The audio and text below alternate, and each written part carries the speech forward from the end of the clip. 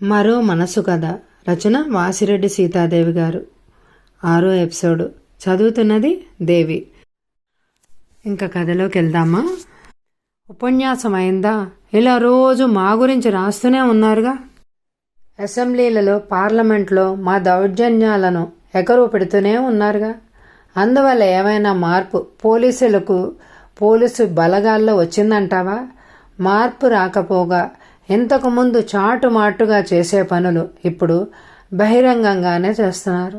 మధ్యలోనే అందుకని అన్నాడు చౌదరి. కరెక్ట్. అందువల్ల ప్రయోజనం లేనప్పుడు ఈ కంఠశోష ఎందుకు? అంటే నీ ఉద్దేశం పోలీసు వాళ్ల మీద విమర్శ కూడా చేయవద్దంటావా? ఇది పోలీసు వాడి తర్కం, లాఠీ తర్కం. డాడీ. డాక్టర్ హేమచంద్ర లైన్లో ఉన్నారు. సుధ వచ్చి చెప్పింది. రమణమూర్తి లేచి ఫోన్ దగ్గరికి వెళ్ళాడు. Good evening doctor. నేను రమణమూర్తిని మాట్లాడుతున్నాను. డాక్టర్ భాటియా? ఎస్ మిస్టర్ మూర్తి. డాక్టర్ భాటియా ఇంతకుముందే ఫోన్ చేశారు. పేషెంట్ ఎక్కడున్నాడు? అవతల నుంచి ఫోన్లో డాక్టర్ మహేంద్ర మాట్లాడుతున్నాడు. ఇక్కడే ఇంటి దగ్గరే ఉన్నాడు. ఎప్పుడు రమ్మంటారు? 7:30కి రండి. ఉంటాను మరి. Just a minute doctor. Patient పట్టాన రాకపోతే కొంచెం బలప్రయోగంతో. నో అలా వద్దు. మామూలుగా వస్తే తీసుకురండి. రాకపోతే ఫోన్ చేయండి, నేనే వస్తాను. పేషెంట్ ఏ స్థితిలో ఉన్నాడో నన్ను చూడనీయండి ముందు. అప్పుడు అవసరమైతే మీరన్నట్టే చేద్దాం. Okay? Thank you doctor. Phone పెట్టేసి చౌదరి దగ్గరకు వస్తూ ఎదురుగా శోక దేవతలాగా నొల్చుని ఉన్న సుధను చూసి గతుక్కుమన్నాడు రమణమూర్తి. అంతలావు మనిషి జావగారిపోయాడు. పొంగుకొస్తున్న కన్నీటిని రెప్పల చాటున దాచుకోలేక సుధ అక్కడి నుంచి వెళ్ళిపోయింది.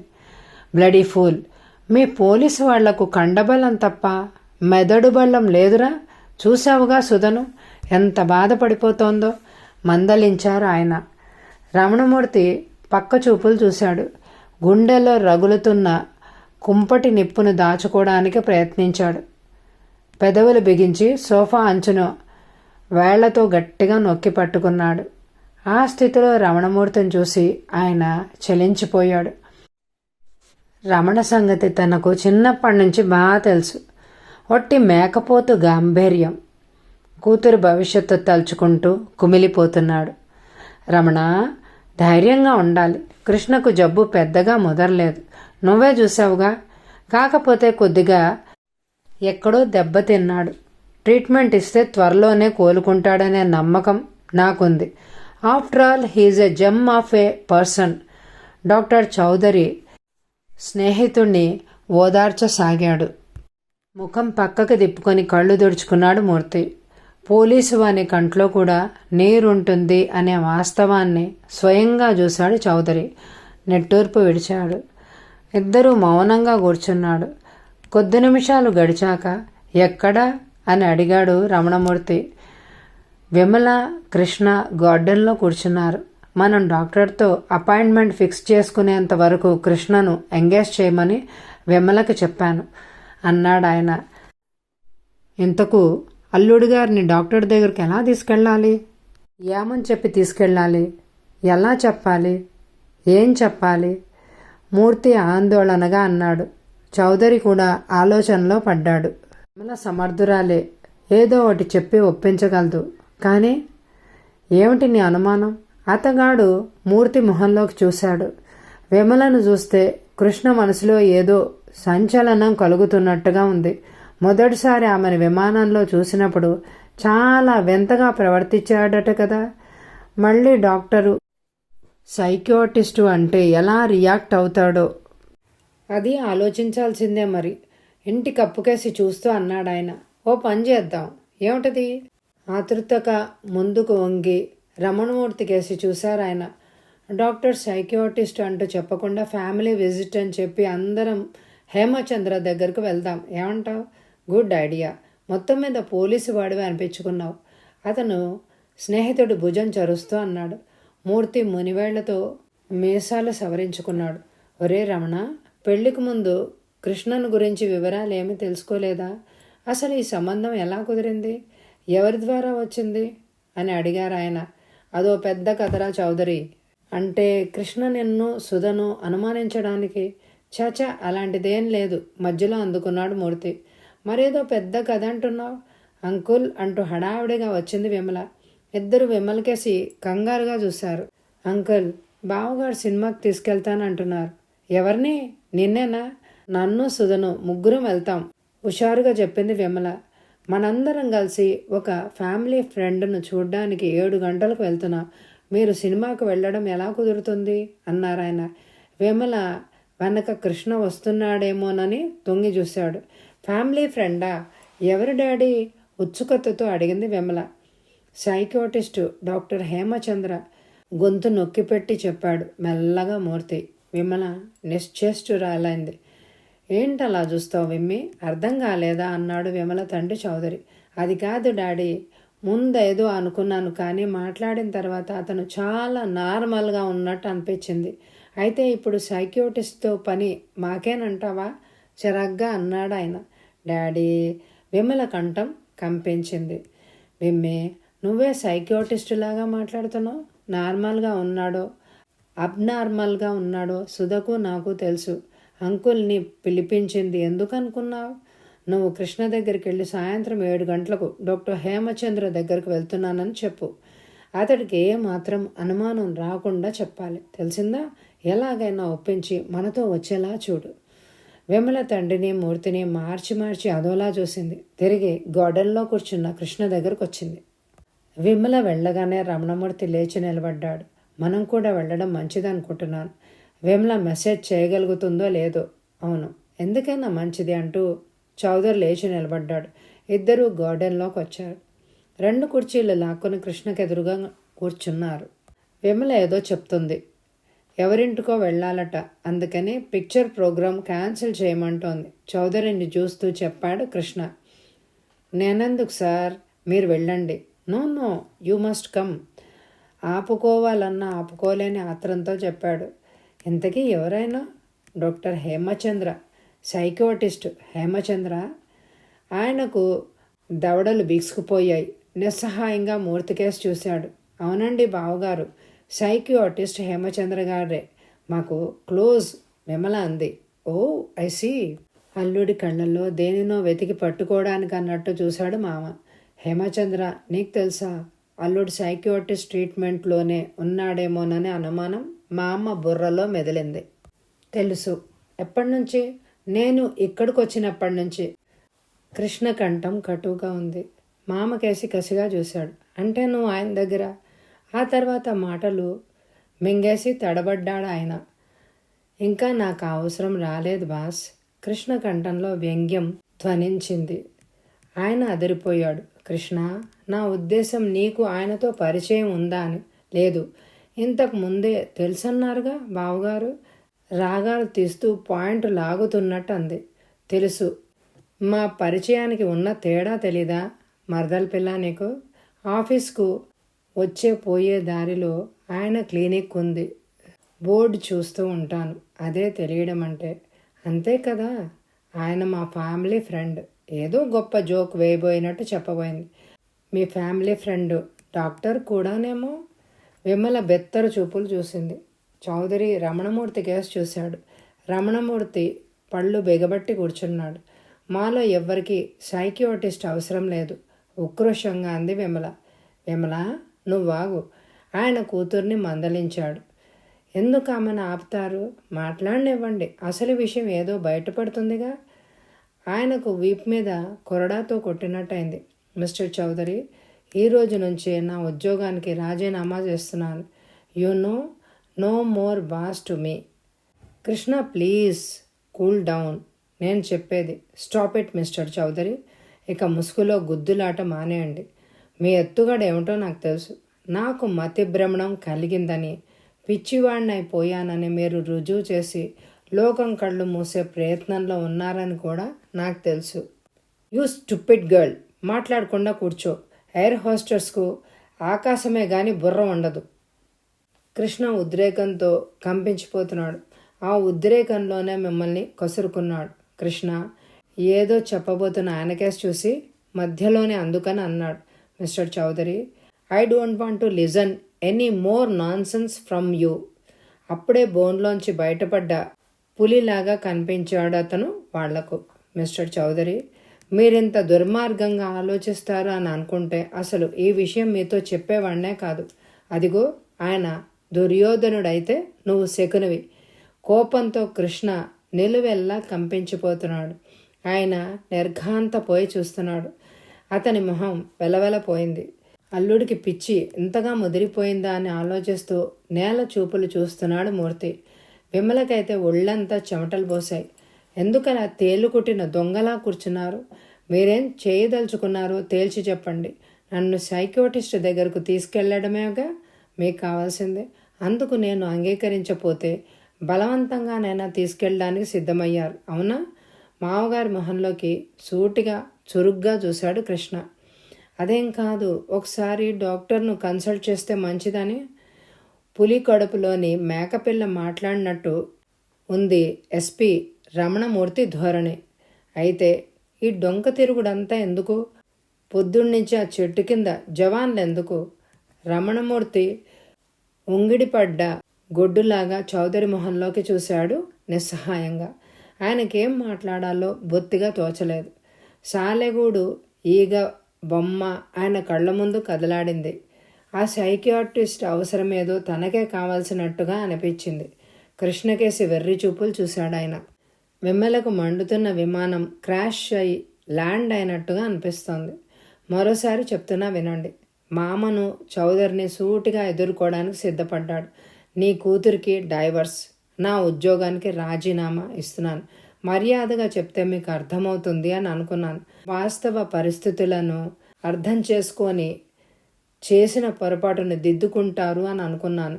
మీ అంతస్తులు ఆభిజాత్యాలు అందుకు అడ్డొస్తున్నాయి. పగిలిపోయిన అద్దాన్ని అతికించాలని చూస్తున్నారు. ఆ ప్రయత్నం ఫలించి అందులో కనిపించే ప్రతిబింబం బహురూపాలుగా కనిపిస్తుంది. ఆ రూపాలు వికృతంగా ఉంటాయి. ఏ దృష్టితో చూసినా మీరు చేస్తున్నది అన్యాయం, అక్రమం. మానవతా దృక్పథంతో చూస్తే క్షమించరాని నేరమే అవుతుంది. సుధా తను ప్రేమించిన వాడికి బిడ్డని కనడం నేరం కాదు. కృష్ణ, మాట్లాడకండి, వినండి. అవును, సుధా బిడ్డని కనడం నేరం కాదు. ఆ బిడ్డని తల్లికి దూరం చేయడం నేరం. ఇద్దరు ప్రేమికుల్ని విడదీయడం నేరం. వాళ్లకు పుట్టిన బిడ్డ మోనాను అనాథగా గాలికి వదిలేయడం నేరం. విషయం తెలిసిన నేను సుధతో కాపురం చేయడం నీచాతి నీచం. నా మిత్రుడు జగన్మోహన్ రావు సుధా మోనాల జీవితాలను, వారి భవిష్యత్తును దృష్టిలో పెట్టుకునే నేను ఈ నిర్ణయానికి వచ్చాను. ఆ నిర్ణయాన్ని ఆచరణలో పెట్టడానికే మీ సహాయ సహకారాలు కోరాను. ఆ మాత్రం అర్థం చేసుకోగల జ్ఞానం, ఔదార్యం, సంస్కారం మీలో లేవని తేలిపోయింది. నన్ను పిచ్చివాడిగా ప్రపంచానికి చాటాలనే ప్రయత్నంలో ఉన్నారు. మీ దృష్టిలోనే కాదు, లోకం దృష్టిలో కూడా నేను పిచ్చివాడినేమో. ఎందుకంటే తన పెళ్ళాం పెళ్లికి ముందే మరొకడికి బిడ్డని కనిందని తెలిస్తే ఏ భర్త సహించి ఊరుకోడు. గొంతు పిసికి ఏ నూతిలోన పారేస్తాడు. లేకపోతే 1 లీటరు కిరసనాయిల్ చల్లి నిప్పంటిస్తాడు. స్టవ్ వెలిగించి కొంగుకు నిప్పంటుకొని కాలిపోయిందని పోలీస్ రిపోర్ట్ ఇస్తాడు. ఆ పోలీస్ వాడు నమ్మకపోతే 1000 పారేసి కేసు మాఫీ చేయిస్తాడు. ఇవేవి రమణమూర్తి గారికి తెలియని విషయాలు కావు. కానీ నేను ఆ పని చేయలేదు. అందుకే మీ కళ్ళకు పిచ్చివాడిగా కనిపిస్తున్నాను. ప్రేమించుకున్న వాళ్లను కలపాలనుకోవడం నేరం. తల్లిని కలపాలి అని అనుకోవడం పిచ్చి. ఇవే నేను చేసిన నేరాలు. ఎదురు వస్తున్న సుధను చూసి ఆగిపోయాడు మురళీకృష్ణ. ఏంటి, ఇంకా టైం అవ్వలేదా? అలాగే కూర్చున్నారు. మనందరం బయలుదేరేసరికి ఏడవదు. ఎవ్వరూ మాట్లాడలేదు. సుధ కలవరపడింది. వీళ్ళంతా ఎందుకింత మౌనంగా కూర్చున్నారు? మళ్ళీ ఏదో జరిగి ఉంటుంది. కృష్ణ రానని మొండికేశాడేమో. విమ్మి, ఏమైందే? విమలను ఆదుర్దాగా అడిగింది సుధ. బావగారు ఏమిటేమిటో మాట్లాడేస్తున్నారు. విమల, నువ్వాగు. రమణమూర్తి లేచి నిలబడ్డాడు. వేప చెట్టు కింద కూర్చున్న పోలీస్ జవాన్ల కేసు చూశాడు. సుధ ముఖం వివరణమైంది. గుండె చెరువైంది. ముఖం చేతుల్లో కప్పుకొని కుమిలి కుమిలి ఏడుస్తూ నిలబడింది. సుధా, ఆపు. ఇక నీ దొంగ ఏడుపులు. పిచ్చివాడి పెళ్ళంగా ఏం సుఖపడతావు? జగన్మోహన్ దగ్గరకు ఇప్పుడైనా పంపిస్తాడేమో మీ నాన్నని అడుగు. రమణమూర్తి పెద్దగా చప్పట్లు కొట్టి జవాన్లన్నీ పిలిచాడు. మీకెందుకు శ్రమ మామగారు, వెళ్దాం పదండి అంటూ కృష్ణ లేచి నిలబడ్డాడు. ఈతరాని వాడు లోతు తెలియని నీళ్లలోకి దూకడానికి సిద్ధపడ్డట్టుగా ఉంది కృష్ణ ధోరణి. ఆయుధం లేకుండా యుద్ధ రంగంలోకి దూకడానికి సిద్ధమైన సిపాయిలా ఉన్నాడు సుధ భర్త కృష్ణ. మీరు సార్ బయటికి వెళ్తారా? చౌదరిని రమణమూర్తిని చూస్తూ అన్నాడు డాక్టర్ హేమచంద్ర. ఇద్దరూ గదిలోంచి బయటకు వచ్చారు. ల్యాబ్లో కూర్చుని ఉన్న సుధా విమల వాళ్ళని చూసి ఆదుర్దాగా లేచి నుంచున్నారు. డాక్టర్ గారు ఏమన్నారు అంకుల్? రమణమూర్తిని అడిగింది విమల. ఇంకా ఏం చెప్పలేదు. కృష్ణతో ఒంటరిగా మాట్లాడదలుచుకుంటున్నాడేమో. మమ్మల్ని బయటికి వెళ్ళమన్నాడు. ఇంకా ఏమేం చెప్తాడో డాక్టర్ గారితో దిగులుగా అంది విమల. ఇంకా ఏం చెప్తాడమ్మా? ఆ బుర్రలో తొలుస్తున్నదేదో మన ముందే చెప్పేశాడుగా అన్నాడు చౌదరి. అంకుల్, నాకేంటో భయంగా ఉంది. ఆయన ఏమైపోతారో. కళ్ళ నీళ్ల పర్యంతరమైంది సుధా. డాక్టర్ హేమచంద్ర చాలా సమర్థుడుగానే కనిపిస్తున్నాడమ్మా. కృష్ణన్ త్వరలోనే మామూలు మనిషిని చేస్తాడని నాకు నమ్మకంగా ఉంది. చౌదరి సుధ తల నిమురుతూ అన్నాడు. చౌదరి, కృష్ణన్ ఇక్కడే ఉంచేద్దాం అనుకుంటున్నాను. జబ్బు నయమయ్యే వరకు డాక్టర్ గారి కేర్లో ఉంచుదామని ఉంది అని చౌదరి అభిప్రాయం కోసం ఎదురు చూశాడు మూర్తి. నాకు అలాగే అనిపిస్తోంది. అదే మంచిదేమో. కృష్ణకు పూర్తిగా నయమయ్యేదాకా విమల కూడా సెలవు పెట్టి సుధకు తోడుగా ఉంటుంది. ఆసుపత్రిలో ఎవరో ఒకరు కృష్ణ దగ్గర ఉండడం మంచిది. నువ్వు నేను అతనికి పనికిరాము. మనల్ని చూస్తేనే ఉగ్రుడైపోతాడు. నిజమే. డాక్టర్తో మాట్లాడి ఇక్కడే అడ్మిట్ చేద్దాం. రమణమూర్తి విమల వైపు తిరిగి, విమ్మే, రాత్రి ఇంటికి చేరగానే సెలవు అడుగుతూ ఫోనోగ్రామ్ చెయ్యమ్మా అన్నాడు. అలాగే అంకుల్. ఓ వారం రోజులు సెలవు పెట్టమంటారా? వారంలో ఏం అవుతుందమ్మా? ముందు 2 వారాలు పెట్టు, తర్వాత చూసుకుందాం అన్నాడు ఆయన. ఓ అర్ధగంట తర్వాత బాయ్ వచ్చి డాక్టర్ గారు పిలుస్తున్నారని రమణమూర్తితో చెప్పాడు. లోపలికి వెళ్ళిన రమణమూర్తి అక్కడ కృష్ణ కనిపించకపోవడంతో గాబరా పడ్డాడు. కృష్ణ ఎక్కడా అంటూ ఆదుర్దాగా అడిగాడు. సైకో ల్యాబ్లో ఉన్నాడు. టెస్ట్ అరేంజ్ చేస్తున్నాను డాక్టర్ చెప్పాడు. మీ అభిప్రాయం ఏమిటి డాక్టర్? అతని కండిషన్ ఎలా ఉంది? రమణమూర్తి అడిగాడు. Case is not that bad. మీరు ఊహిస్తున్నంత ప్రమాదకరంగా మాత్రం లేదు. 2-3 టెస్టులు చేయాలి. ఆ తర్వాతే ఒక నిర్ణయానికి రావాలి. మీ ఆసుపత్రిలోనే అడ్మిట్ చేసి చికిత్స చేస్తే బాగుంటుంది అని అన్నాను. ఇన్పేషెంట్గా అడ్మిట్ చేసుకోవాల్సిన అవసరం నాకేమీ కనిపించడం లేదు. ఏం, ఇంటి దగ్గర వైలెంట్గా ప్రవర్తిస్తున్నాడా? అంత వైలెంట్గా ఏమీ లేదు, కానీ ఏదేదో వాగుతూ చాలా గొడవ చేస్తున్నాడు. హాస్పిటల్లో ఉండడం మంచిది అనుకుంటున్నాను డాక్టర్. అలాగే, నాకు అభ్యంతరం లేదు. మీకు ఇబ్బంది అవుతుందేమోనని ఎవరో ఒకరు కృష్ణని కనిపెట్టుకునే ఉంటారు. స్పెషల్ రూమ్ చూసి ఇవ్వండి. No problem. వెంటనే అడ్మినిస్ట్రేటివ్ ఆఫీసర్కి ఫోన్ చేసి చెప్పాడు హేమచంద్ర ముందున్న ఫైల్ చూసుకుంటూ. మధ్యలో ఆగి డాక్టర్ హేమచంద్ర అడిగాడు. రమణమూర్తి గారు, పెళ్ళైన మొదట్లో కృష్ణలో ఏదైనా అబ్నార్మాలిటీ చిన్న చిన్న విషయాల్లోనైనా సరే ఉన్నట్టు మీకు కనిపించిందా? No, nothing. చాలా క్వైట్ అండ్ కామ్గా ఉండేవాడు. మద్రాసు నుంచి తిరిగి వచ్చాకే ఇలా మొదలుపెట్టాడు. అంటే మద్రాసులో ఉండగా ఏదో జరిగి ఉంటుందని మనం ఊహించుకోవచ్చు. కృష్ణ గతాన్ని గుర్తు చేసే మనుషులు కానీ, వస్తువులు కానీ, ప్రదేశాలు కానీ తటస్థపడి ఉండొచ్చు. లేదా అలాంటి సంఘటనలు ఏమైనా జరుగుండొచ్చు. అంటే మీ ఉద్దేశం అతను చెప్తున్న జగన్మోహన్ రావు అనే అతను ఒకడు ఉన్నాడు అని అంటారా అని నేను అన్నానా అని బిగ్గరగా నవ్వాడు డాక్టర్. ఇంకా డేటా కలెక్షన్ పూర్తి కాలేదు. మానసిక రుగ్మతలను గుర్తించడం ఉన్నపాటున సాధ్యం కాదు. ఒక్కో మనిషి మనసు ఒక ప్రపంచం. అందులో కోట్లాది భావ ప్రకంపనలు, సంచలనాలు ఉద్భవించి కరిగిపోతూ ఉంటాయి. మరుక్షణం అందుకొని సైకలాజికల్ కేసుల్లో త్వరపడి నిర్ణయాలు తీసుకోలేం. వ్యాధికి మూలం ఫలానా అని వెంటనే చెప్పలేం. పోతే నాకు ఈ విషయం చెప్పండి అంటూ డాక్టర్ ఫైల్ మూసి పక్కన పెట్టాడు. వివాహానికి ముందు కృష్ణ తెలుసా? తెలియదు డాక్టర్. సంబంధం ఎలా కుదిరింది? మా పెంతండ్రి బావమరిదికి దూర బంధువు ఒక ఆయన ఈ సంబంధం తెచ్చాడు. నేనప్పుడు ఢిల్లీలో ఉన్నాను. హైదరాబాదుకు వచ్చి మా బంధువును తీసుకుని కృష్ణను ఆఫీస్లోనే కలుసుకున్నాను. కుర్రాడు నమ్రతగా అనిపించాడు. అందం చందం పర్వాలేదు, ఉద్యోగం మంచిదే, పుల్ ఉంటే పైకొచ్చే అవకాశాలు ఉన్నాయి. తల్లిదండ్రులు అప్పటికే పోయారు. అతనికి ఓ అన్న ఉన్నట్ట. అతను డాక్టర్, అమెరికాలో సెటిల్ అయ్యాడు. పెళ్ళికి కూడా రాలేదు. ఒక్క నిమిషం ఆగండి అని డాక్టర్ ఫైల్ తెరిచి ఏదో రాసుకున్నాడు. కృష్ణన్ గురించి మరి చౌదరి గారిని ఎందుకు అడగలేదు? చౌదరి అప్పుడు ఆఫీస్లో లేడు. ఇక్కడ ఈ ల్యాబ్లో చేరి 6 నెలలు కూడా కాలేదు. చౌదరి ఇక్కడ చేరినట్టుగా నాకు తెలియదు.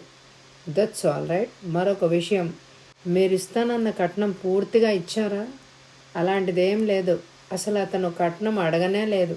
ఇప్పుడు వాళ్ళు ఉంటున్న ఇల్లు నేనే కొనిచ్చాను. ఎవరి పేరు మీద ఉందా ఇల్లు? సుధ పేరు మీదనే ఉంది. పిచ్చి నటించి సుధను వదిలించుకుంటే అతనికి వచ్చేదేమీ లేదు. No no, not for that. Just క్యాజువల్గా అడిగాను. మీరు పోలీస్ ఆఫీసర్గా, అందుకే చాలా దూరం ఆలోచించారు. కోర్స్ అలాంటి కేసులు మీ దృష్టికి వచ్చే ఉంటాయి. రమణమూర్తి గుబురు మీసాలు కదిలాయి. సన్నగా నవ్వాడు. పోలీస్ టార్చర్ ఎప్పుడైనా కృష్ణ చూశాడా? What you mean doctor? Ramanamurthy కంఠం కటువుగా ఉంది. Take it easy sir. మీరు మీ అల్లుడిని టార్చర్ చేశారు అనడం లేదు, లేక మీరే స్వయంగా ఖైదీలను టార్చర్ చేశారని అనడం లేదు సార్. మీ అల్లుడు పోలీస్ టార్చరింగ్ గురించి పేపర్లో చదివే ఉంటాడు. పోలీస్ ఆఫీసర్ తన మామగారు కావడం వలన అతనికి స్వయంగా చూసే అవకాశం ఏమన్నా కలిగిందేమోనని అడుగుతున్నా. అలాంటిదేం లేదు సార్, తడిపొడిగా అన్నాడు రమణమూర్తి. ఈ కేసు విశ్లేషణలో అవసరమైన విషయమనే అడిగాను. మరేం అనుకోకండి. మామగారు పోలీస్ ఆఫీసర్ అయితే అల్లుడు కాంప్లెక్షన్కు గురి కావచ్చు. అది కొంతమందిలో సుపీరియారిటీ కాంప్లెక్స్కు గురి కావచ్చు. అది కొంతమందిలో ఇన్ఫీరియారిటీ కాంప్లెక్స్గానూ ఉండిపోవచ్చు.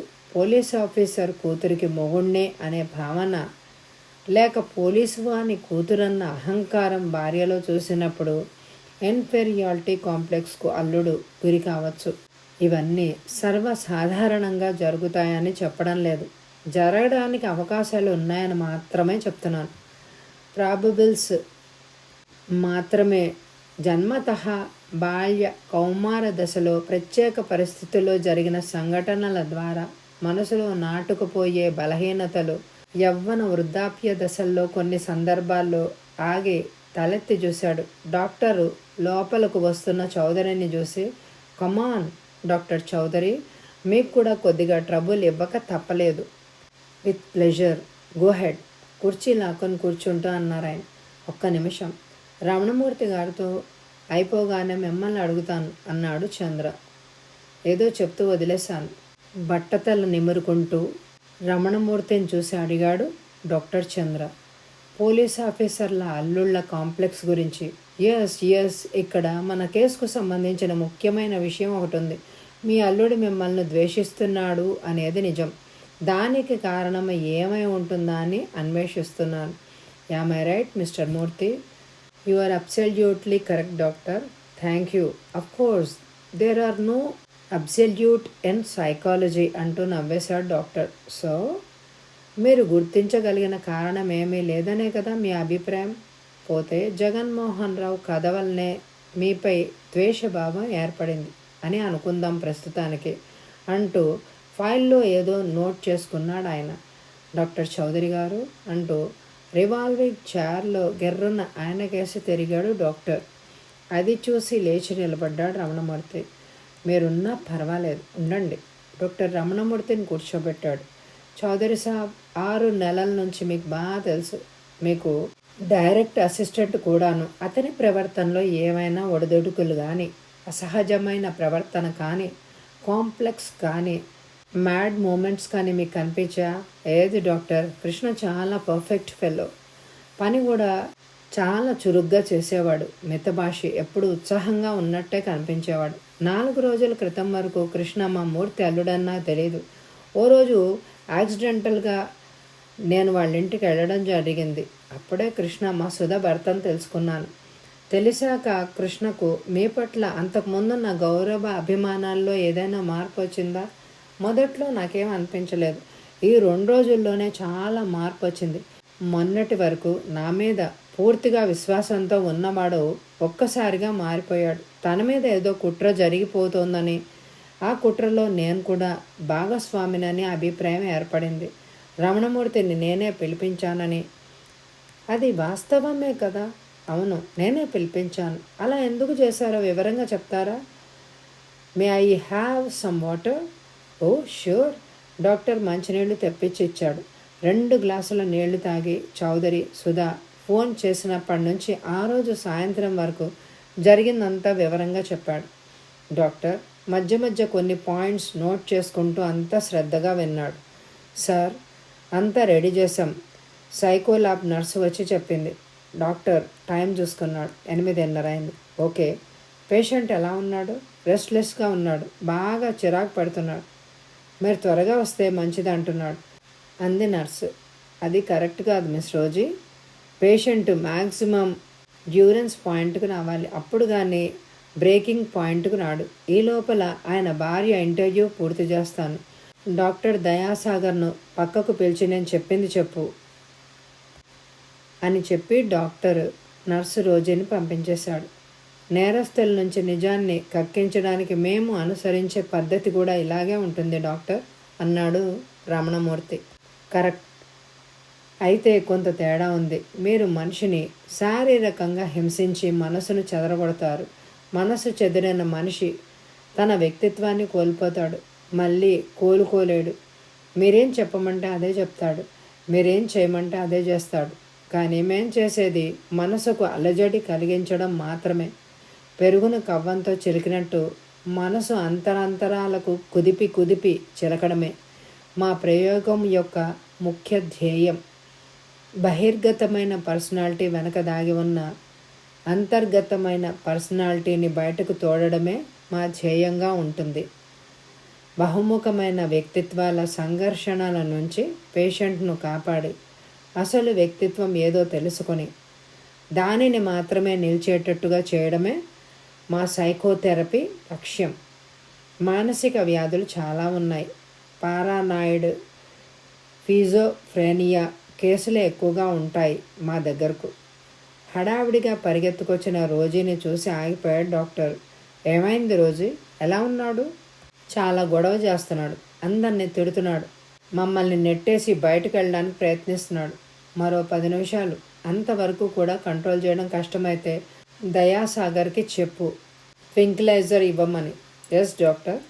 నర్స్ రోజీ పరుగే నడకగా వెళ్ళిపోయింది.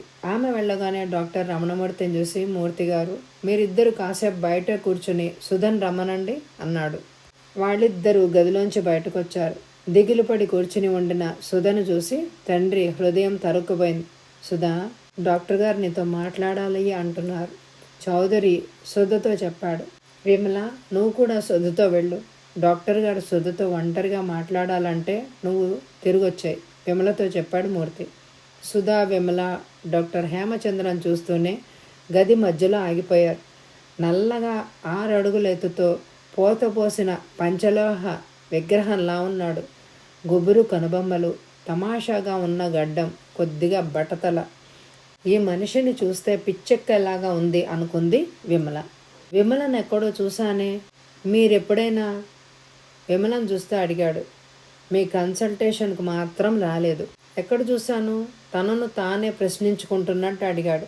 మద్రాస్, హైదరాబాద్, ఢిల్లీ విమానంలో బహుశా చూసుంటారు. ఎస్ హోస్టెస్గా పనిచేస్తున్నారు కదా. మురళీకృష్ణ మద్రాస్ నుంచి హైదరాబాద్ వచ్చినప్పుడు మీరు ఆ విమానంలోనే ఉన్నారు కదూ? అవును డాక్టర్. విమానంలో ఎలా బిహేవ్ చేశాడో గుర్తు చేసుకొని వివరంగా చెప్పండి. డాక్టర్ ఫైల్ ముందుకు లాక్కుని విమల కేసి చూశాడు. విమల చెప్పిన విషయాల్లో అవసరమైన అంశాలను నోట్ చేసుకున్నాడు డాక్టర్. డాక్టర్ సుధ కేసు చూశాడు. సుధ కళ్ళలో నీళ్లు నిండి ఉంది. పెళ్ళుబికి వస్తున్న దుఃఖాన్ని గొంతులోనే అణుచుకునే ప్రయత్నంలో సతమతమవుతున్నట్టుగా గ్రహించాడు doctor. He will be all right. మీరంతగా భయపడాల్సిన పనేం లేదమ్మా. భార్యగా, సహధర్మచారిణిగా కృష్ణకు సంబంధించిన సరైన సమాచారం మీరే ఇవ్వగలరని నా నమ్మకం. కృష్ణ మానసిక ఆరోగ్యం కోసం చికిత్స చేయడానికి మీరు ఇచ్చే సమాచారం చాలా ఉపయోగపడుతుంది. మనసు నిలదొక్కుని నా ప్రశ్నలకు సరైన సమాధానం ఇవ్వాల్సి ఉంటుంది. కళ్ళు తుడుచుకొని తల ఊపింది సుధా. మీ పెళ్ళి ఎన్నాళ్ళైంది? సంవత్సరమైంది. ఏడాది దాటి వారం రోజులైంది. ఖచ్చితంగా చెప్పాలి అంటే మీ దాంపత్య జీవితంలో డాక్టర్ ఆగి విమలంక చూశాడు. అతని ఉద్దేశాన్ని గ్రహించిన విమల గది నుంచి బయటికి నడిచింది. ఆమె వెనకే స్ప్రింగ్ డోరు మెల్లగా మూసుకుంది. మరుసటి రోజు ఉదయం 7 గంటలు దాటింది. డాక్టర్ హేమచంద్ర నర్సింగ్ హోంలో 13వ నంబర్ గదిలో మురళీకృష్ణ ఇంకా నిద్రపోతూనే ఉన్నాడు. సుధ లేచింది. మొహం కడుక్కొని బొట్టు పెట్టుకుంది. భర్త మంచం పక్కగా కుర్చీ లాక్కొని కూర్చుంది. 11 కొడుతుండగా విమల కాఫీ ఫ్లాస్క్, కప్పు, సాసర్లు ప్లాస్టిక్ బుట్టలో పెట్టుకొచ్చింది. బావగారు ఇంకా నిద్ర లేచినట్టు లేదే? విమల తను తెచ్చిన సామాన్ టేబుల్ మీద సర్ది పెడుతూ అడిగింది. లేదు విమ్మే, రాత్రి మీరు వెళ్ళిపోయినప్పటి నుంచి అలాగే ఒళ్ళు మరిచి నిద్రపోతున్నారు. నిన్న వాళ్ళు ఇచ్చిన ఇంజెక్షన్ ట్రీట్మెంట్ ఎఫెక్ట్ అనుకుంటా అంది. విమల ఫ్లాస్క్లోని కాఫీ ఒక కప్పులోకి వంపుతూ, కాస్త ఆగరాదు విమ్మి, మీ బావగారు లేచాక ఒక్కసారి తాగొచ్చుగా అంది సుధా. ఎప్పుడు లేస్తారో ఏమో, ముందు నువ్వు తాగే. రాత్రంతా మేల్కొనే ఉన్నావు. కళ్ళు చూడు ఎలా లోతుకుపోయి పీక్కుపోయి ఉన్నాయో. విమల సుధకు కాఫీ కప్పు అందించింది. అక్క, నువ్వు కాఫీ తాగి ఇంటికి వెళ్ళిపో. స్నానం చేసి భోజనం చేశాక కాసేపు పడుకొని మధ్యాహ్నం రా. అంతవరకు నేనుంటాను. సుధ పక్కనే కూర్చుని అంది విమల. ఇప్పుడు తొందర ఏమొచ్చిందే? వారిని లేవని కాఫీ తాగి కప్పు పక్కన పెడుతూ అంది సుధ. నాన్న, అంకుల్ ఎప్పుడొస్తున్నారు? డాక్టర్ గారు 9ంటికి రమ్మన్నారట. ఇంటి వద్ద నుంచి ఫోన్ చేసి అడిగితే 8:30కంతా వచ్చేస్తాం అన్నారు. 8 అయినా ఇంకా కృష్ణ నిద్రపోతూనే ఉన్నాడు. లేవలేదు. నిద్ర లేపొచ్చేమో, డాక్టర్ గారిని అడిగొస్తావా వెమ్మే అంది సుధా. నిద్రపోని అక్క, ఎందుకు బలవంతంగా లేపడం? ఆయనకెంతో విశ్రాంతి అవసరం. విమల మాటలు పూర్తి కాకుండానే వాళ్ళిద్దరూ వచ్చారు. ఏమ్మా సుధా, ఎలా ఉన్నాడు మీ ఆయన? వస్తూనే అడిగాడు విమల తండ్రి. రాత్రి నుంచి అలాగే నిద్రపోతున్నారు అంకుల్. 10-12 గంటల దాకా నిద్రపోవచ్చని డాక్టర్ గారు నిన్ననే చెప్పారు. నిన్న ఇచ్చిన ఇంజెక్షన్ ఎఫెక్ట్ 12 నుంచి 14 గంటల వరకు ఉంటుందట. అయితే అక్క, నువ్వు ఇంటికెళ్ళు. బావగారు లేచేసరికి ఉండాలనుకుంటే 10:30-11కి వచ్చేయి అంది విమల. సుధా, నువ్వు వెళ్ళిరా, మన కారు గేటు పక్కనే ఉంది. విమల తండ్రి సుధను బలవంతంగా పంపించాడు. సుధను కారెక్కించి చౌదరి, మూర్తి డాక్టర్ని కలవడానికి వెళ్ళారు. Good morning. Good morning. వరండాలోనే డాక్టర్ వాళ్ళకి ఎదురయ్యాడు. అతని వెనకే కన్సల్టింగ్ రూమ్లోకి వెళ్ళారు. కృష్ణ ఎలా ఉన్నాడు? రివాల్వింగ్ చైర్లో బరువైన దేహాన్ని పడేస్తూ అడిగాడు డాక్టర్. ఇంకా నిద్రపోతూనే ఉన్నాడు, రమణమూర్తి చెప్పాడు. Let him sleep, we shall not disturb him అంటూ పక్క రాక్ మీద ఉండిన ఫైల్స్ అందుకున్నాడు. అందులోంచి మురళీకృష్ణ అని రాసి ఉండిన ఫైల్ను తీసి ముందు పెట్టుకున్నాడు. ఓ 5 నిమిషాలు ఫైల్ చదివి మూసి పక్కన పెట్టాడు. ఎదురుగా కూర్చున్న ఇద్దరిని చూస్తూ అర్ధయుక్తంగా నవ్వాడు. గొంతు సవరించుకొని, ఈ కేసు డ్యూయల్ పర్సనాలిటీ కేసులా ఉంది. పూర్తిగా నిర్ధారణకు రావాలంటే ఇంకా కొంత సమాచారం సేకరించాలి, విశ్లేషణ జరగాలి చెప్పాడు డాక్టర్. వాళ్ళిద్దరూ మొహాలు చూసుకున్నారు. తిరిగి డాక్టర్ కేసి ఉత్కంఠతో చూశారు. జగన్మోహన్ అనేవాడు కేవలం మురళీకృష్ణ ఊహల్లో రూపుదిద్దుకొనిన మనిషి అనేగా మీ ఉద్దేశం? అడిగాడు చౌదరి. మీ పర్ఫార్మింగ్ కరెక్ట్ కాదు. జగన్మోహన్ రావు అనేవాడు ఉన్నాడు, హేమచంద్ర అన్నాడు. మూర్తి, చౌదరి కుర్చీల్లో అంతెత్తు ఎగిరిపడ్డాడు. జగన్మోహన్ రావు అనే వ్యక్తి ఉన్నాడా? ఉంటే కృష్ణ చెప్పిందంతా నిజమేనా? కోడి పెట్టెను తిని మందగమనం చేస్తున్న కొండ చిలువలాగా ఒక పెద్ద సందేహం చౌదరి మెదడును చుట్టుకుంది. రమణమూర్తి ఇంత దుర్మార్గుడా? సరిగ్గా ఆ 2 ఏళ్ళు తను విదేశాల్లో ఉన్నాడు. ఇక్కడేం జరిగిందో తనకు తెలియదు. రమణమూర్తి కేసి చూడాలంటే అతడికి కూడా చాలా ఇబ్బందిగా ఉంది. అంటే కృష్ణ చెప్పిందంతా నిజమేనన్నమాట.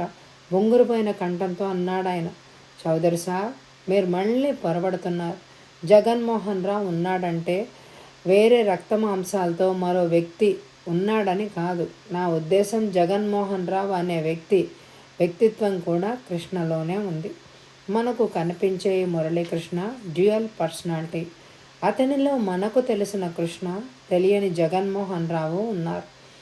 ఒక్క నిమిషం డాక్టర్, నాదొక సందేహం అన్నాడు మూర్తి కుర్చీలో కొంచెం ముందుకు వంగి డాక్టర్ చంద్రన్ చూస్తూ. చెప్పండి. జగన్మోహన్ రావు, మురళీకృష్ణ ఒకరికొకరు తెలుసా? అంటే ఈ రెండు వ్యక్తిత్వాలు ఒకరిని ఒకరు ఎరగరు. మొన్ననో మద్రాసులోనే మాట్లాడుకున్నారు. డాక్టర్ చంద్ర, మీరు చెప్పేది నాకేం అర్థం కావడం లేదు. నా బుర్ర తిరిగిపోతోంది. కొంచెం ఆగండి అన్నాడు చౌదరి. మీకు వచ్చిన కన్ఫ్యూజన్ నాకు అర్థమైంది. మద్రాసులో వాళ్ళిద్దరూ కలుసుకున్నారన్నాను కదూ. నా ఉద్దేశం అలాంటి వ్యక్తులు ఇద్దరూ కలుసుకున్నారని కాదు. ఒకే వ్యక్తిలో ఉన్న ఆ రెండు పర్సనాలిటీలు కలుసుకున్నాయని చెప్పడమే నా ఉద్దేశం. ఇప్పుడు అర్థమైంది అనుకుంటాను. అతనికేసి సూటిగా చూశాడు డాక్టర్ చంద్ర. ఇంతకాలం కలుసుకొని ఆ రెండు వ్యక్తిత్వాలు మద్రాసులోనే ఎందుకు కలుసుకున్నట్టు నిట్టూర్పు విడిచాడు రమణమూర్తి. సరిగ్గా అదే అంశాన్ని గురించి నేను ఆలోచించాను. మద్రాసులో మురళీకృష్ణ ఉన్న 3 రోజుల్లో జరిగిన సంఘటనలు తెలుసుకోవాలి. అప్పుడే విశ్లేషణ చేసి ఒక అభిప్రాయానికి రాగలను. కృష్ణ చెప్పేదానిని బట్టి అతను జగన్మోహన్ రావుని మొదటిసారిగా రతన్ బజార్ సిల్క్ ప్యాలెస్లో చూసినట్టు తేలుతోంది. జగన్మోహన్ పర్సనాలిటీ గుర్తించగలిగిన మనుషులు ఎవరో కనిపించి ఉండాలి. కృష్ణలో దాగి ఉన్న జగన్మోహన్ బయటకొచ్చి వాళ్లతో మాట్లాడి ఉండాలి. అలా మాట్లాడి తన పాటికి తన స్థానానికి తిరిగి వెళ్లకుండా కృష్ణతో తగాదాకు దిగి ఉంటాడు. తెల్లారి విమానం ఎక్కేంత వరకు వాళ్ళిద్దరూ ఘర్షణ పడి ఉంటాడు. రతన్ బజార్లో బయటకొచ్చిన జగన్మోహన్ రావు తెల్లవారే వరకు కృష్ణని డామినేట్ చేసే ఉండాలి. ఓ క్షణం ఆగాడు డాక్టర్ చంద్ర. వెంటనే మళ్ళీ సాలోచనగా ప్రారంభించాడు డాక్టర్. ఆ సాయంకాలం నుంచి తెల్లవారేదాకా జరిగిన సంఘటనలన్నీ మోనాన్ని చూడడం, అడియార్లో ఇంటికెళ్ళడం, హోటల్ రూమ్ ఖాళీ చేయడం అంతా జగన్మోహన్ రావు పనే.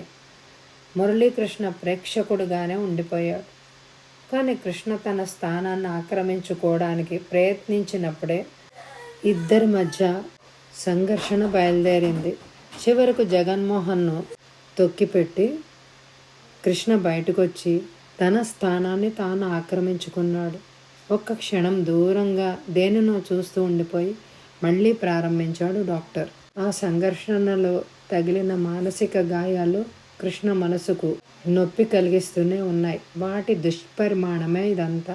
కృష్ణ పర్సనాలిటీకి తగిన గాయాలు ముందు మానాలి. ఆ తర్వాత జగన్మోహన్ రావును శాశ్వతంగా బయటకు వెళ్ళగొట్టాలి.